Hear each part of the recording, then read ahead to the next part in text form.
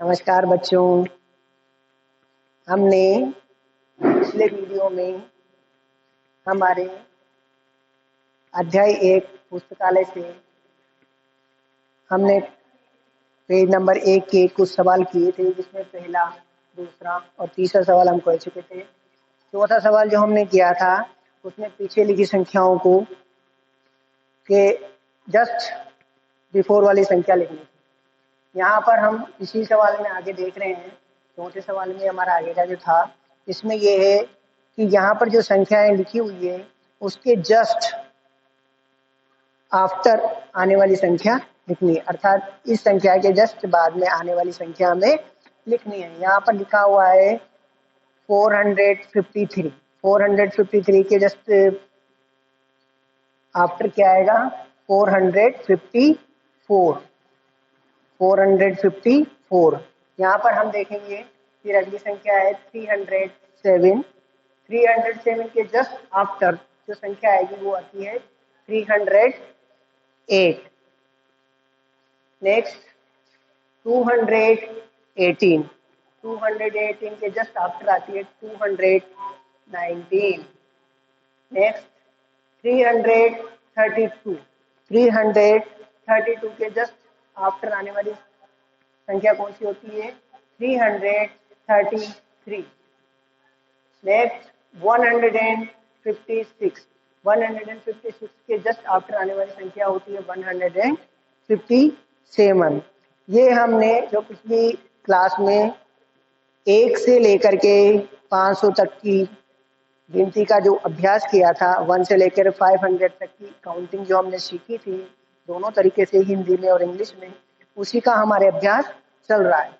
इसमें हम देख रहे हैं, उसी का हम दौरान कर रहे हैं। तो दौरान में हम ये चीज देख रहे हैं, यहाँ पे हम 5वां सवाल देख रहे हैं।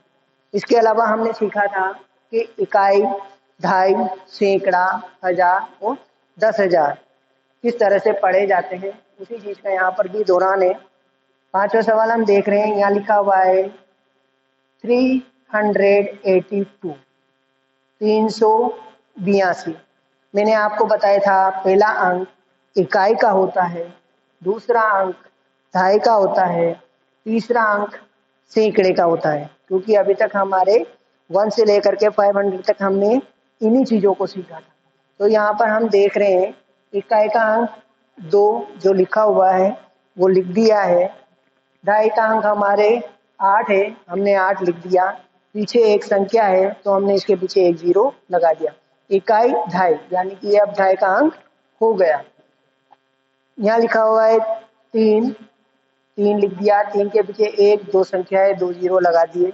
3 सैकड़े के स्थान पर है, तो यहाँ पर हम देखेंगे कि 3 सैकड़े के स्थान पर हो गया क्या? इकाई, दहाई और सैकड़ा।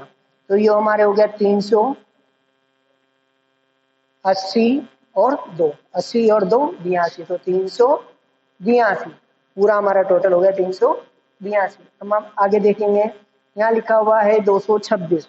226। यहाँ पर संख्या दे रखी है, भाई कौन सी चीज कौन से स्थान पर है, भाई देखेंगे। यहाँ पर हम देख रहे हैं जो हमारे 2 है वो सैकड़े के स्थान पर है, फिर अगला 2 जो है वो दहाई के स्थान पर है, और 6 जो है वो इकाई के स्थान पर है। किसी भी संख्या को इकाई, दहाई, सैकड़ा, हजार, 10,000 जब भी हम पढ़ते हैं, पीछे से पढ़ना शुरू करते हैं कि कौन सा अंक किस स्थान पर है। 6 नंबर का सवाल देखेंगे हम। यहाँ लिखा हुआ है 372। 372। यहाँ पर इस सवाल में भी हमें ये बताना है कि कौन सा अंक किस स्थान पर है। यहाँ पर हम देखेंगे 2 जो है वो इकाई के स्थान पर है, 7 जो है वो दहाई के स्थान पर है, और 3 जो है वो सैकड़े के स्थान पर है। अगला सवाल हम देखेंगे, 7वां सवाल जो है हमारा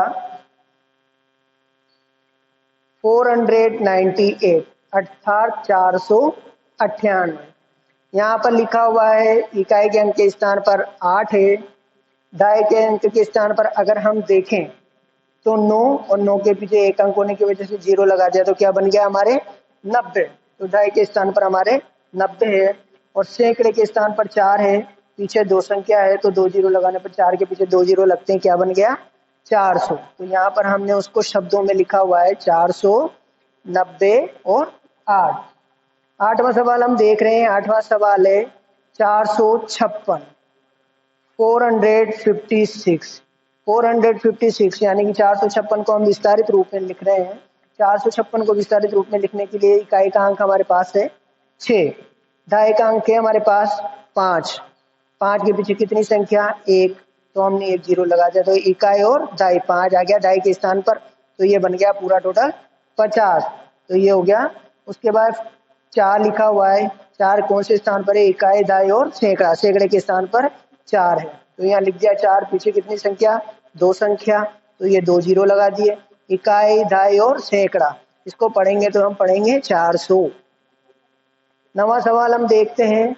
9वां सवाल अंकों को शब्दों में लिखना है, तो यहाँ पर लिखा हुआ है 285, 285, तो यहाँ पर हिंदी में लिखना था हमें, तो 285 को हमने हिंदी में लिख दिया 200 और ये 85, 80 और 5 85।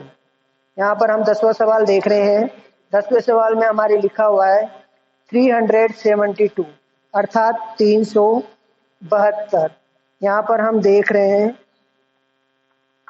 कि 72 तो लिखा हुआ था पहले से ही, तो यहाँ पर आगे इकाई, दहाई का अंक लिखा हुआ है, सैकड़े का अंक क्या लिखा हुआ है 3, तो यहाँ पर हमने लिख दिया 372। आज के लिए अभ्यास में हमारा इतना ही। अगला अभ्यास इसी प्रश्नावली के अंतर्गत हम अगले वीडियो में करेंगे। आज के लिए इतना ही, धन्यवाद।